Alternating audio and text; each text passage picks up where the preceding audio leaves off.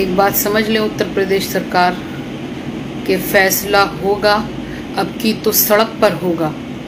फैसला होगा, अब की तो सड़क पर होगा। अब ये मसला तो अदालत नहीं जाने वाला, क्योंकि आज जिस तरीके से बाबरी मस्जिद को शहीद करने वाले और हिंसा फैलाने वाले पूरे मुल्क में अराजकता और एक अजीब व गरीब माहौल पैदा कर दिया था आज से कई साल पहले 1992 में, जिस तरह 6 दिसंबर को बाबरी मस्जिद शहीद की थी, उनके जो गुनाहगार हैं उनको जिस तरीके से अदालत ने उनको बरी किया है, बहुत शर्म की बात है, बेइंतहा शर्म की बात है। अफसोस होता है कि एक ऐसे मुल्क जिसका आईन इतना रिच हो, इतना खूबसूरत हो, जहाँ पे सबको साथ रह के एक ही छत के नीचे, एक ही आसमान के नीचे खुशनुमा ज़िंदगी जीने का अधिकार है, लेकिन वहाँ पर आज किस तरीके से उनको बरी किया गया है, तो उस अदालत से क्या उम्मीद की जा सकती है। इसलिए अब जो फैसला होगा वो जनता करेगी और सड़क पर करेगी। क्यों? क्योंकि आप लोगों के ज़बानें बंद हैं। योगी जी, आपकी ज़बान बंद है।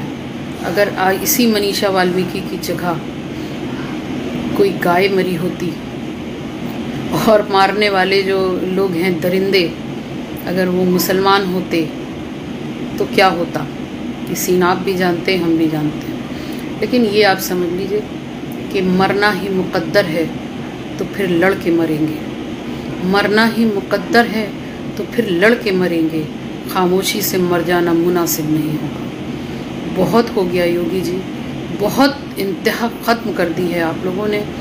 जुल्म की इंतहा ख़त्म कर दी है, तशद्दुद की इंतहा ख़त्म कर दी है। कब तक इस तरीक़े से बेटियों की असमत ज़री की जाएगी? उसके अलावा जो मीडिया का जो रुख है वो भी बहुत ज़्यादा शर्मिंदगी वाला है। मैं इस वक्त इतना सच में डिप्रेस्ड हूँ कि मेरे पास अल्फाज भी नहीं है कि मैं लाइव में क्या बोल रही हूँ। लेकिन मैं बस ये कहना चाह रही हूँ कि अब इंतहा ख़त्म हो चुकी है और आप सड़क पर निकलने वालों के ऊपर डंडे बरसाएंगे, उन्हें अरेस्ट करेंगे। आप खूब करिए। मैंने पहले भी कहा था, आपके हाथ में हुकूमत है, आपके पास ताकत है, इक़्तिदार है, आपके पास पुलिस है, उत्तर प्रदेश पुलिस, तो आप कुछ भी कर सकते हैं। मैं भी जानती हूँ आप कुछ भी कर सकते हैं। लेकिन ठीक है कि मरना तो बहरहाल एक दिन है ही है सबको, लेकिन हम बगावत करते हुए मरना चाहेंगे।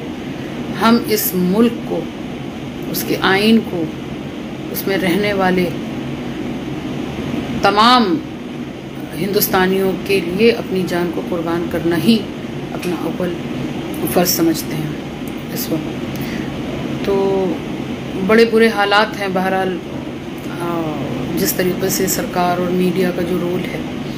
मुझे एक बात और याद आई कि स्मृति ईरानी कोई होती थी और एक शायद मेनका गांधी भी कोई होती थी, जो एक हथिनी के मरने पे, शायद फीमेल एलिफेंट के मरने पे बड़ा हाव हल्ला मचाया था। उनके मुंह में क्या दही जम गया है? अरे जानवरों, वहशियों, दरिंदों, तुम लोग उन दरिंदों से कम नहीं हो जिन्होंने उस बच्ची का जिस्म नोचा था, जिन्होंने उसके साथ बर्बरता की थी।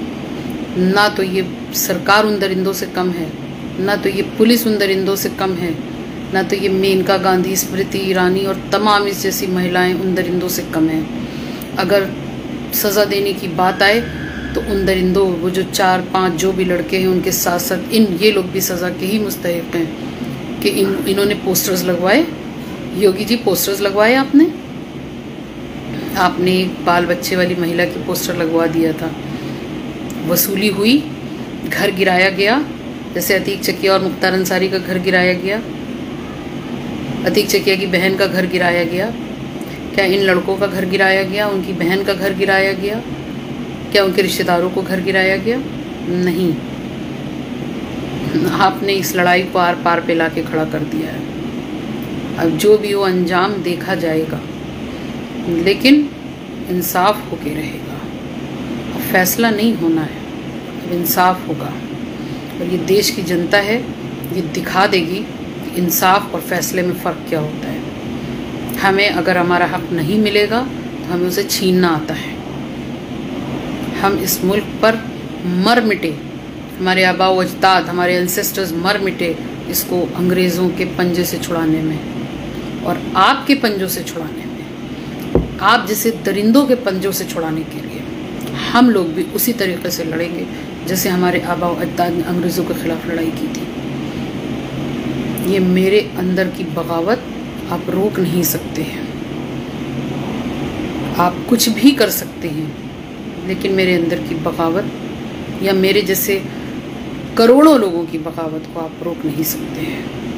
ये हिंदुस्तान की सरजमी है, हम इसमें पैदा हुए थे तो ये कसम खाते हुए पैदा हुए थे कि इस मुल्क की मिट्टी से वफ़ादारी आखिरी सांस तक नहीं छोड़ेंगे।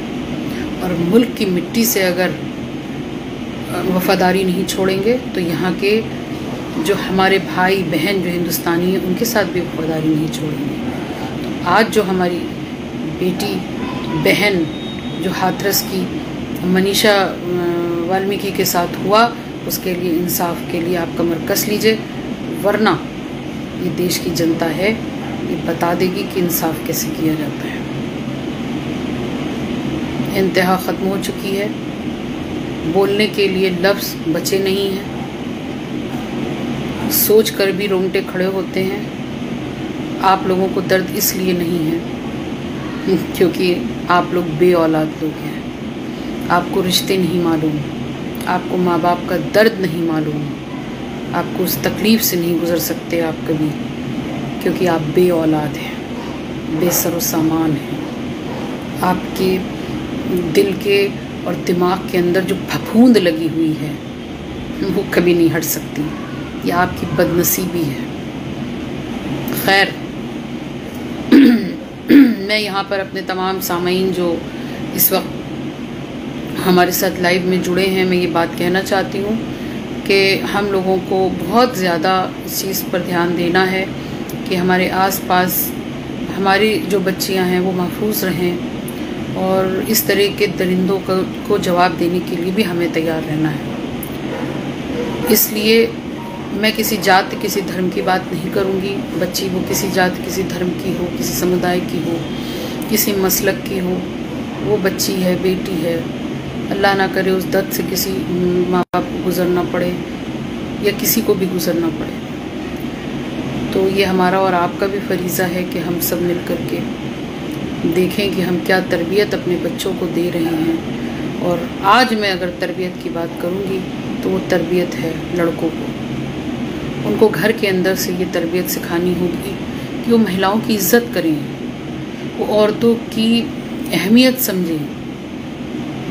जिस औरत ने उनको जन्म दिया माँ के रूप में, जो बहन उन पर शफ़क़त का हाथ रखती हो, जो बीवी, एक औरत बीवी जो उनका आधा ईमान हो, या उनकी जिस दुनियावी लिहाज से बात करें तो वो आधी दुनिया है, उनकी इज़्ज़त कैसी की जानी चाहिए, उनके बारे में हम घर के अंदर से शुरू करेंगे तो उनके अंदर भी कम से कम इतनी इंसानियत होगी कि ये हैवानियत ना करें।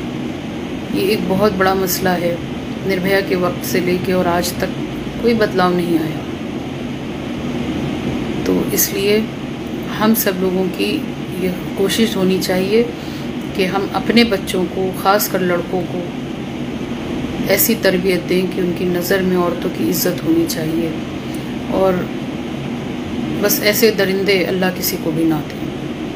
ऐसी दरिंदी औलाद, दरिंदे जैसी औलाद होने से बे औलाद होना ज़्यादा बेहतर है। तो बहरहाल हम सब लोग इंशाअल्लाह ताला इसके लिए आवाज़ उठाते रहेंगे और मनीषा वाल्मीकि को इंसाफ मिल के रहेगा। ये हमारा वादा है आपसे और इंशाअल्लाह ज़रूर।